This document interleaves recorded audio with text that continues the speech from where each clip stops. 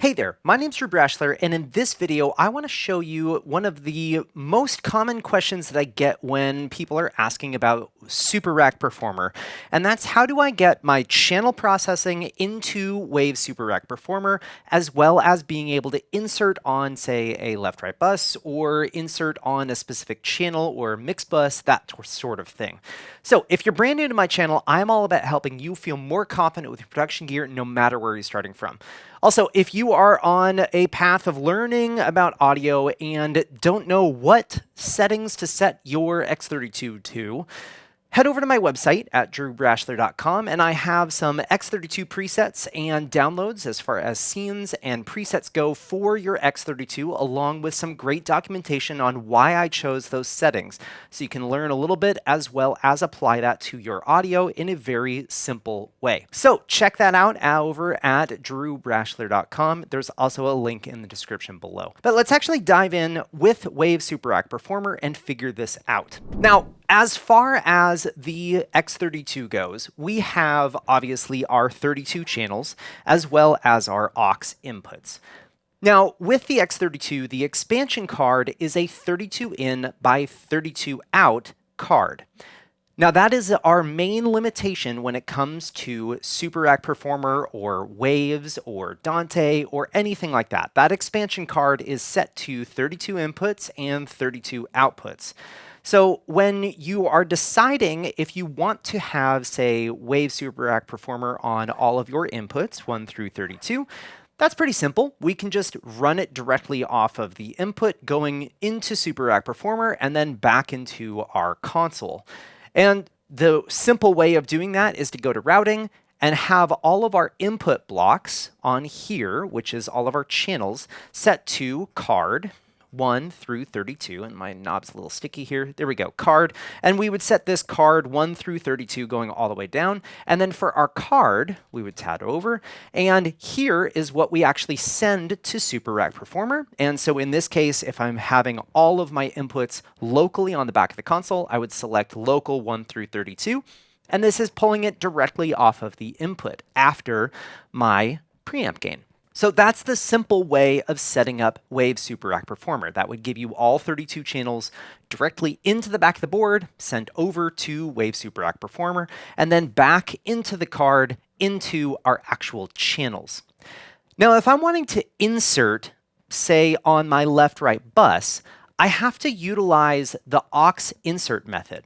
Now, the Aux Insert method was primarily designed to be able to utilize the aux inputs and outputs on the actual back of the board for inserting an external effect loop. So say inserting a hardware compressor. And so to do that, all we have to do is go to a channel, select it, go to View, and then over on the configuration page, we have this insert section. And so we can insert any of our effects racks that are internal on the board, obviously. But the main thing that we have here on the bottom of this list is aux 1 through 6.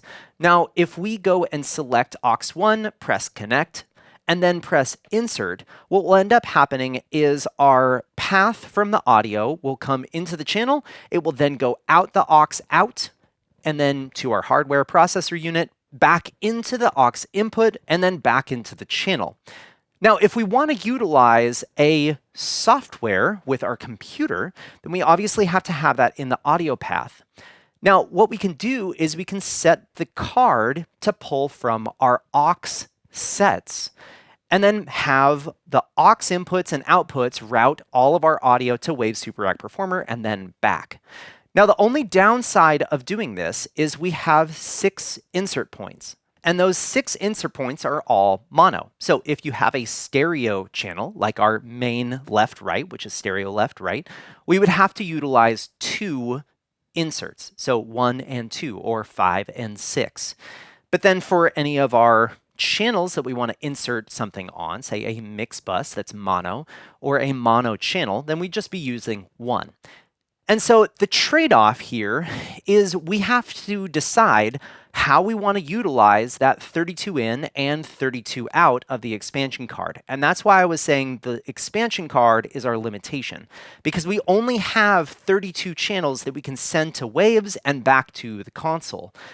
And if we have 32 channels and we want to utilize this aux insert, we have to take away 8 channels to put in the aux insert method in place. Now, there's a couple other limitations to this, and let me go over to the routing section to show you. Now, if we go over to our routing and then to our block input, here on aux in, this is where we would end up pulling our card from Waves SuperRack Performer to come back into the console. And so, for instance, this aux in, we would go down to card 1 through 6.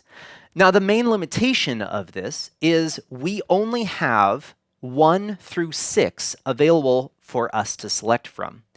Now, we could go and pick 1 through 4 or 1 and 2, which would then give us those other aux channels for using our aux inputs to be able to mix with. But if we set this to card 1 through 6, we are limiting ourselves to the first 6 channels. Notice that we're not able to go and select any other things than this. Now, we could go in and utilize our user inputs and end up having some user inputs routed on the blast set, but we're still taking away 8 channels of audio that goes to Waves SuperRack Performer. So let me show you how to set this up if we want to have our channels as well as the aux insert method for being able to send channels to Waves and then back into the console. Now, for me, I'm going to decide to have this last set of 8, 25 through 32, not processed through Waves. Maybe these last 8 channels are, say, tracks or announcement microphones or click. Like, you don't need to put plugins on a click track or a cue track. Just don't do it. But what I'm going to do is I'm going to say, hey, my limitation for this is I'm going to remove these 8 channels from my Waves path and put in place of that with my aux insert method for sending to Waves. So with our inputs, what I'm going to do is I'm going to route channels 1 through 8 from card 9 through 16. And then I'm going to have 9 through 16 coming from card 17 through 24. And then I'm going to have 17 through 24 coming back from card 25 through 32. And then 25 through 32 here is going to be pulled from where you want those inputs to come from. In my case, local 25 through 32. And then as far as my aux ins go, I'm going to be pulling those from card 1 through 6. So next we need to set up our routing to Waves, which is our expansion card. So we just set up the routing from Waves coming back into the console. So remember, I have set up 1 through 8 coming from card 9 through 16. 9 through 16 is coming from 17 through 24. 17 through 24 is coming from card 25 through 32. And then these last inputs here, 25 through 32, are local to the actual XLRs here. So we have our 1 through 16 and 17 through 24 coming from Waves, shifted up by 8 channels. Keep that in mind. Then my aux ins are coming from card 1 through 6. Now let's actually go route the card side. So if we tab over to card, this is where we pull our actual card sends for. So anything that's on this page is being sent over the expansion card to the device you're sending to. So if it's the X Live card or the X USB, this would be for SuperRack Performer, or the XWSG card for Waves Sound Grid, that sort of thing. So in this case, right here, on my 1 through 8, I'm going to go all the way down to aux out 1 through 6/mon. Now, if you set this to aux in, that's actually being bad because that would create a feedback loop because that's what's coming from the laptop back to the console. So we need to have this on aux 1 through 6/mon, which is the output side of the auxes. So I'm going to select aux 1 through 6/mon for here. Next, my 9 through 16, I'm going to come and pull from local 1 through 8. And then 17 through 24 is local 9 through 16. And then 25 through 32 is local 17 through 24. Now, if you are utilizing stage boxes, so AES50A or B, you would want to pull your 25 inputs here, or sorry, your 24 inputs here that you have wherever you're pulling them from. So if you're pulling them from AES50A, you would be selecting AES50A. But in this case, I'm pulling everything from the local inputs on the back of the board. So I'm going to select local 1 through 8, 9 through 16, 17 through 24 for these sets of outputs for my expansion card. Now again, 1 through 8 is for the auxes. The next block is for my first set of channels. The next block is for my next set of channels, and the last block is for this set of channels. Remembering that 25 through 32 here are just pulling local off the back of the board. Now what we need to do is we need to hop over to Waves SuperRack Performer and set up our routing. So when we're here with Waves, what we would do is we would hit Setup and go to Audio Setup and pull our device in here. So in my case, I have the X Live card. If you have the X USB, you'd be selecting X USB. And so I have selected this. Now, if you go to your overview and you push this down and see X Live under mono, and then if you only see, say, 8 channels or 2 channels, then there's a setting inside of the board that you need to change before you start routing stuff. And that is if you press Setup and then tab all the way over to Card, right here on layer 2 for mine is 32 in, 32 out. If you have the X USB card, you wouldn't have this layer. You would just see your user interface and you would be able to select the different types of output settings that you have, in which case we want to have this on 32 inputs and 32 outputs for our expansion card. So just keep that in mind. Now, when we are routing inside of Waves SuperRack Performer, we can see that my first 8 channels, if we remember, this was my Aux 1 insert. And then this would be my Aux 2 insert. And then this would be Aux 3 insert. Now, 7 and 8 are the monitor sends. So it's not going to be super helpful for you inside of Waves because we're actually not pulling that back into the console. So these 2 channels for 7 and 8 are just kind of throwaway. So just keep that in mind. But you could, if you wanted to, record those with a recorder on your computer if you wanted to, but in my case, I'm just going to blank those out. And then this one is where we have channel 1, and then we have channel 2, and channel 3, channel 4. So I'm not actually going to label my 17 through 32 racks here, but this would be my channels 9 through 24 on my console. So moving back up here into my racks 1 through 16. If I take this microphone, I have this plugged into XLR local input 1. So we can see that I have this working here on my channel. And if I go over to Waves SuperRack Performer, I can see that this is coming through on channel 1. Now notice it's also coming through on my 2 blanked out channels, and that's because that's still my monitor section. So if I have this soloed up, it's going to show on these 2 channels here. Also, if I'm just listening to my main left-right, it's also going to show on these 2 channels here. Just keep that in mind. And in fact, if it gets a little bit annoying, all you have to do is just remove those, and you could move all of your channels over by 2 if you wanted to. So we can see that as I'm tapping this microphone, we are getting audio in. Now, the other thing is, if I go and mute this rack, I will no longer have audio from this, which is exactly what we want to see. We want to be able to mute SuperRack Performer and have it actually mute our audio as far as coming back in the console. And this is the way that we can confirm that Waves SuperRack Performer is inserted correctly as far as our audio path goes.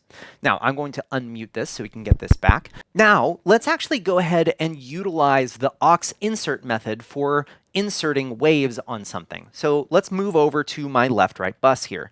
So I'm going to select my left-right bus, and then I'm going to press View in the Configuration and Preamp section, which then it pulls up our Configuration and Preamp section on our screen. Now on the right-hand side, we have Insert. And what I'm going to do is I'm going to go down to Aux 1, and then I'm going to press Connect. Now at this point, I can go look at Waves SuperRack Performer, and if I talk in this microphone, check 1, 2, we can see that there is some audio coming into my racks 1 and 2 on Waves SuperRack Performer. Now, if I was going to mute this on here, it would not actually mute it on the console because we did not insert this point into our actual audio path. So let me unmute these on Waves SuperRack Performer. And the next step that we need to do is we need to press Insert here. Now at this point, our audio is going from this microphone into the back of the console. It is going directly out the expansion card into Waves SuperRack Performer on rack 9, right here. It's then coming back into my expansion card on card channel 9, which is being routed to my channel 1. And then my channel 1 is then going to my left-right bus. My left-right bus then has an insert point on aux 1 and 2, which is then going out the expansion card to Waves, back through Waves, coming back into that insert point and going back into my left-right bus here. So now I have this working. Now, if I go over to Waves SuperRack Performer and I press mute, then this is no longer going through to the left-right bus. So we no longer have this working. Now, I still have metering here on my channel, but we can see that there is no metering up here on the actual console. Now, the other thing that I want to mention is with Waves SuperRack Performer, if you were wanting to utilize a stereo plugin, so for instance, our left-right bus is stereo. So if we wanted to utilize a stereo plugin that joins my left-right and together for a stereo processing, then we can do that on our rack here. So instead of selecting a mono rack, I would then go to stereo and I would choose 1 and 2. And then it's going to say I have a duplicate output, so I'm just going to press OK. And then I'm going to select none for my rack 2 here. And so now we can see that there's 2 meters on this first channel, and we can see that my output is on 1 and 2. And if I go and unmute this, then we now have a plugin. Now, the other great thing about this Aux Insert method is we can also have it be after our channel processing. So we can see that I can select pre, which is pre our EQ and dynamics, or I can set this to be post for my EQ and dynamics. Now, this also goes the same for inserting on our channels, our mix buses, or matrices, any of the channels that are available to us on our X32, we can end up utilizing for those things. So if I go to my channel 1 and I press view up here, I can go and insert on aux 3, and I can have this be post all of my processing. And so now if I go and look at my Waves SuperRack Performer, I have this insert point, and then I have this insert point as well. And so now I have 2 racks doubling up on processing ability for this microphone. And so maybe you want to have your tuning be post your channel processing on the board. Well, this would be the way to be able to do that. Because if you're using just the channel method of pulling off the inputs, sending to Waves, and then back into the console, we do not have the ability of having that insert anywhere past our EQ and dynamics and gate and anything like that. So it would be all of the processing done inside of Waves before it hits the inputs here for our actual channels. So that's one main difference between the channel processing method and then the aux method, which gives us the ability of having it pre-channel dynamics or post-channel dynamics. Now, I hope this video was helpful for you today. If you do happen to have any questions, or there's a video that you're hoping that I would make on the X32, Waves, anything like that, please post that in the comment section down below, as I'm always reading through those comments to find videos that are going to be helpful for you. If you haven't already, make sure to check out my website at drewbrashler.com. Otherwise, I hope you have a great day.